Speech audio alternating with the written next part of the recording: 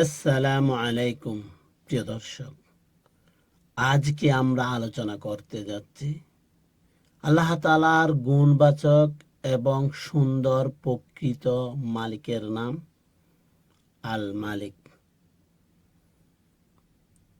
তাহলে একটি প্রশ্ন দিয়েই শুরু করি। এ বিশাল মহাবিশ্বের প্রকৃত রাজাকে, কার হাতে রয়েছে ক্ষমতা, আদেশ, জীবন ও মৃত্যুর চাবি? উত্তর একটাই, তিনি আল মালিক। তিনি কোনো নির্দিষ্ট ভূখণ্ডের রাজা নন, কোনো সিংহাসনে বসে থাকার শাসক নন। তিনি সে সত্তা যার মালিকানায় রয়েছে সৃষ্টির প্রতিটা পরমাণু। তিনি আল মালিক। আরো একটি প্রশ্ন করি, আজ পর্যন্ত কোনো রাজা চিরদিন রাজা ছিল? কোন সিংহাসন চিরকাল টিকেই আছে? সব রাজা হারিয়ে গেছে, সব সিংহাসন বদলে গেছে, কিন্তু একজন আছেন যার রাজত্ব কখনো শেষ হয় না। সে সত্তার নাম আল মালিক। এই নাম উচ্চারণ করলেই অন্তরে জন্মনে এক গভীর কম্পন, এক ভিন্ন বাস্তবতার অনুভব।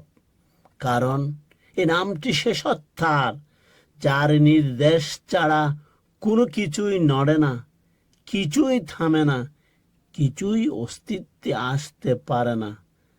আল্লাহ বলেন, বিসমিল্লাহির রহমানির রহিম, তাবারাকাল্লাযী বিয়াদিহিল মুলক ওয়া হুয়া আলা কুল্লি শাইইন কাদির।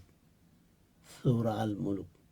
বরকতময় তিনি, যার হাতে রয়েছে সামগ্রিক রাজত্ব, সম্পূর্ণ রাজত্ব, আর তিনি সর্ববিষয়ে সর্বশক্তিমান। তিনি দান করেন, কিন্তু নিজে কখনো অভাবী হন না।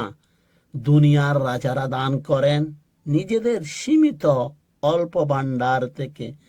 দান করতে করতে তাদের ভাণ্ডার ফুরিয়ে যায়, কিন্তু আল মালিক দান করেন এমন ভাবে, যতই দান করেন তার ভাণ্ডার ততই পরিপূর্ণ থাকে। তাই তিনি বলেন, বিসমিল্লাহির রহমানির রহিম, ইয়াসআলু মান ফিস সামাওয়াতি ওয়াল আরদ কুল্লু ইয়াউমি হুয়া ফিশ শান। আকাশ ও পৃথিবী সব সত্তায় তার কাছে চায়, আর তিনি প্রতিদিন নতুন নতুন কাজে নিয়োজিত। সূরা রহমান। আপনি যতই চান, যতই হারান, যতই ভেঙে পড়েন, আল মালিকের কাছে গেলে খালি হাতে ফিরবে না। কার শাসনে চলে এই মহাবিশ্ব, এই গ্যালাক্সি, এই কৃষ্ণগহ্বর, এই নক্ষত্রপুঞ্জ, এই অণু পরমাণু? কোনো রাষ্ট্রের নয়, কোনো সমাজের নয়, সবই চলছে আল মালিকের শাসনে। এই পৃথিবীর রাজারা শাসন করে কিছু সময়ের জন্য। তাদের সিংহাসন অস্থায়ী, তাদের শক্তি সীমিত। একদিন আসে যখন তাদের কবরের উপর ঘাস জন্মায়, তাদের নাম ইতিহাসে আটকে থাকে। কিন্তু আল মালিক, তিনি ছিলেন, তিনি আছেন, তিনি থাকবেন যখন সময় নিজে ধ্বংস হয়ে যাবে। তাই তিনি বলেন, আজ কার রাজত্ব? একমাত্র আল্লাহর, যিনি এক, যিনি প্রবল। সূরা গাফির। আপনার হৃদয় ও চিন্তার মালিক তিনি। আল মালিক শুধু মহাবিশ্বের মালিক নন, তিনি শুধু জীবন ও মৃত্যুর মালিক নন, তিনি আপনার চিন্তারও মালিক। আপনার ভয়, আপনার আশা, আপনার ভালোবাসা, আপনার ভেতরের নিঃশব্দ দ্বন্দ্ব, সবই তার জ্ঞানের ভেতরে।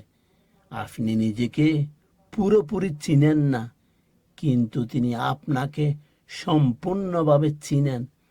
তিনি বলেন, বিসমিল্লাহির রহমানির রহিম, ওয়ালাকাদ হালাকনাল ইনসান ওয়া না'লাম মা তুআসবিসু ফিহি নাফসুহু। আমি মানুষকে সৃষ্টি করেছি, আর আমি জানি তার অন্তরে যা তাকে কুমন্ত্রণা দেয়। সূরা কাহফ।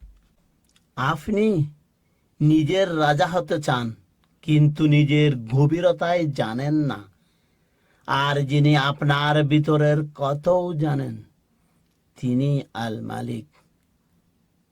মহাকাশ ও তার সীমানার ভেতরে আপনি যদি আলোর গতিতে চলেন, 13.8 বিলিয়ন বছর ভ্রমণ করেন, তবুও আল মালিকের রাজত্বের বাইরে যেতে পারবেন না।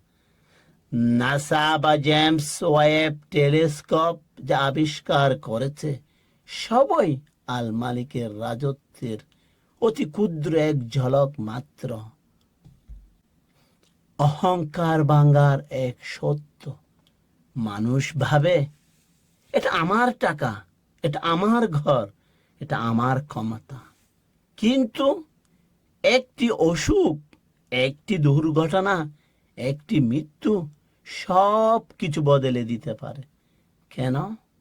কারণ আপনি প্রকৃত মালিক নন, আপনি শুধু অস্থায়ী ব্যবহারকারী। স্থায়ী মালিক তিনি আল মালিক। শেষ উপলব্ধি। যিনি রাজত্ব দেন তিনিই কেড়ে নেন, যিনি জীবন দেন তিনিই মৃত্যু নির্ধারণ করেন, যিনি শাসক তিনিই বিচারক। আজ একবার অন্তর থেকে বলুন, হে আমার মালিক, আমি কিছুই নয়, সবই আপনার।